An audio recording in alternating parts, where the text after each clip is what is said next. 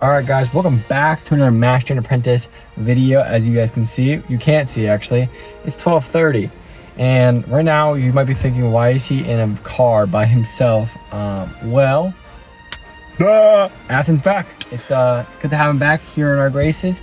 He's gonna be in our videos once again. The co-host is here, so it's good to have him back. Let him know down in the comments you guys missed him. But with all that being said, we just got fresh out of, and like I just showed you, 12:30, the midnight release of the Star Wars' brand new The Mandalorian and Grogu.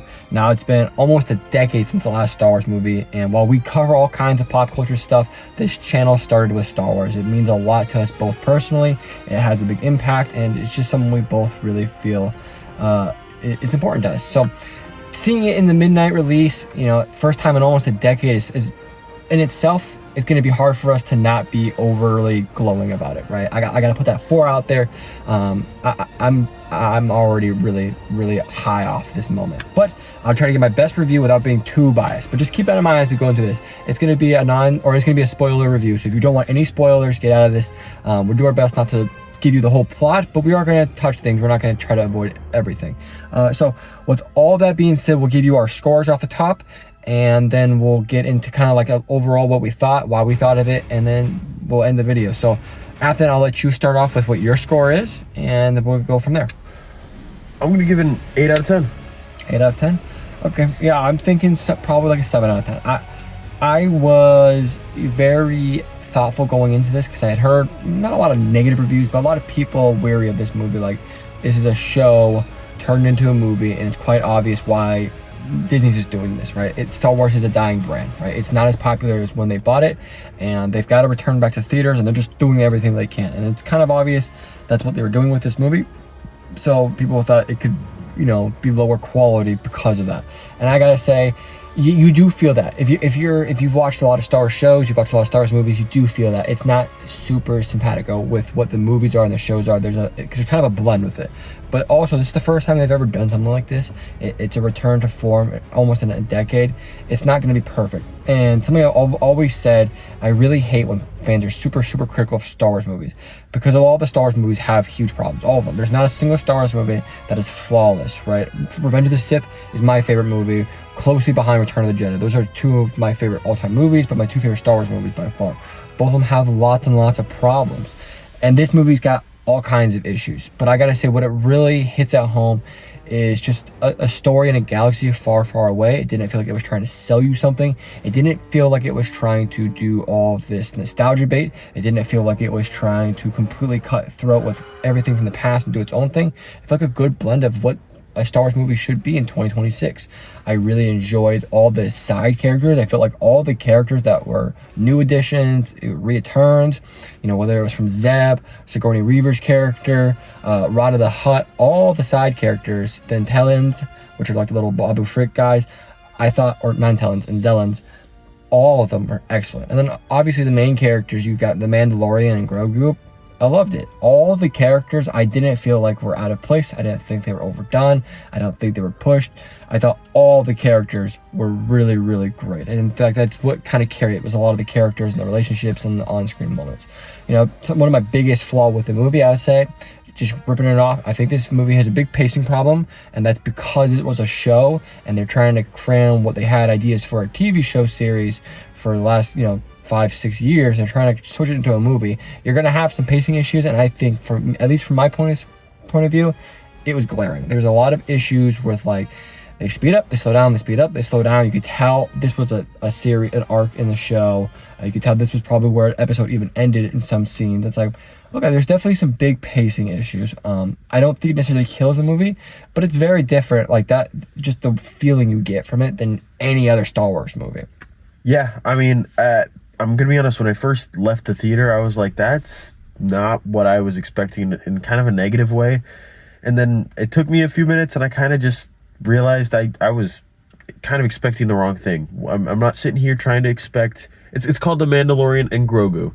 And I think the best comparison to this would be the Han Solo story movie, because that is completely separate from everything else to an extent. It ties in with the plot, it ties in with certain things that happen, but it's not like you're getting groundbreaking plot information. It's not like you're gonna watch this and get new lore. There is some cool lore drops in there. For example, the Solo story, Maul's in there at the end. That's really cool, right? There's some small nods in this like that.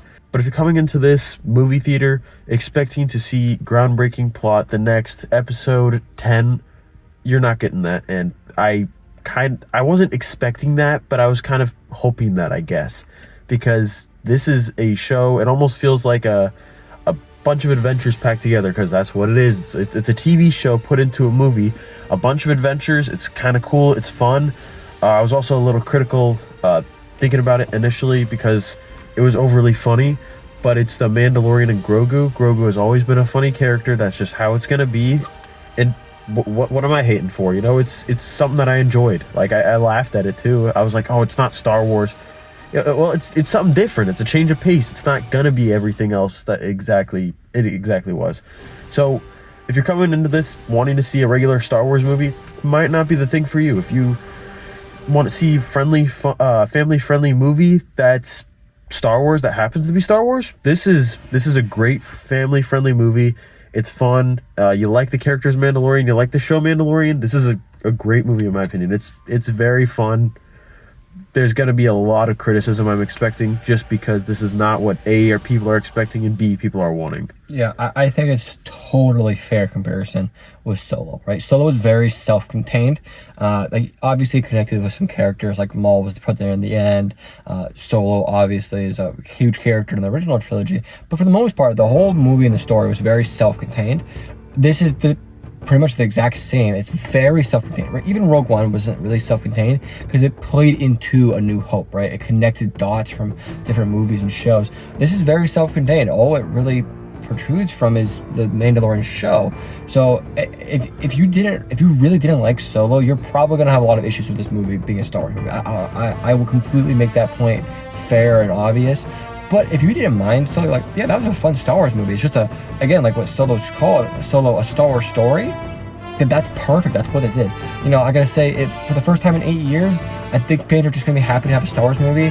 And even if it's not, you know, episode 10, even if it's not this movie that connects all these big dots, I think just being a Star Wars movie and just being a Star Wars story is good enough. You know, if this is what they're gonna do every year for the next 10 years, you know, maybe fans will start having problems. But this is what they're coming up with for the last 8 years, you know, from, you know, return to screens. And the best success they had, a lot of fans seem to really enjoy, was The Mandalorian. So why not start there when you go back to the film, the screens? So I enjoyed it. It's not perfect, but it's not something that I walked away being angry. I had a good time, and that's every Star Wars movie has that for me. You know, I don't walk away for any of the Star Wars movies just being mad, being angry. You know, some of them I'm like, you know, I can probably skip that, not watch it for the next year, and then wait another 2 years before I watch it. But I'm never angry. But there's some bad Star Wars Disney Plus shows that you walk away and you're like, why? Why is that the decision they made? Why is this even existing? That's not what this is. And I think if you just like Star Wars, if you like The Mandalorian, if you like the Solo story kind of storytelling, you're going to enjoy this. Any of those examples, if you liked any of those, you'll enjoy this movie. It's very family friendly. I gotta say, there's a lot of different cinematography I really enjoyed. It's not a terrible movie. It's not excellent, but it's a good Star Wars movie. Yeah, one thing I'd like to add that I think we both just took for granted, not to speak for you or anything, but the animation was great. Not the animation, I guess the CGI. It was great. I mean, I don't know about flawless, but every time I looked on the screen, you see some crazy Rada the Hutt, and it looked amazing. Yeah. Grogu looked amazing. All the explosions and everything. A lot of the puppet stuff, which is what Star Wars always was, with like, you know, Yoda and all of them. Grogu and Zellans, they all looked fabulous. And even the Hutts looked good. I would say Rada the Hutt. We've never seen a Hutt with a six-pack and moving around like a Jedi. It's like, I don't think it necessarily even looked bad. It's just so unusual to see. You know, there were some couple of shots that I was like, the CGI wasn't fantastic, but it was nothing that like, oh god, that was terrible. It was just very odd to see, you know what I mean? But yeah, I'd agree. Visually, the movie wasn't bad either. You know, I've given a crap to a lot of the Star Wars shows for just being very cheap looking, and I didn't get that from a lot of this. The second half of this movie is fantastic. Everything that takes place in Al Hutta is fantastic. It's like The second half of this movie is fantastic. The first half is still good, but the pacing's kind of off, and the scenery is changing a lot, and so you don't really get time to build a grounded story. It's just kind of moving. The second half is fantastic. You get to play with the characters a little bit more. I really enjoyed it. If you guys like Star Wars, which if you're watching this video, you probably do, I'd recommend it. If you like The Mandalorian, you're definitely gonna like this. If you liked, Solo, you're probably gonna like this too. If you didn't like Solo, if you really had a problem with that kind of movie, I would go in with a grain of salt. But that's my only really review of it. Anything else you want to mention, Ethan? No, that's about it. Yeah, let us know what you guys think down in the comments. If you guys seen it, what you guys thought of it. Let us know if there's anything we're really missing majorly. I think that's all the big points we wanted to get on. Let Ethan know about in the comments. Big welcome back. It's good to have him back here on the channel. It's been me for 8 months, pretty lonely. I'm sure you guys are sick of just me. It's good to have my co-host back. And yeah, with all that being said, don't forget to hit that like, don't forget to hit that subscribe, and we'll see you guys in the next one. Peace.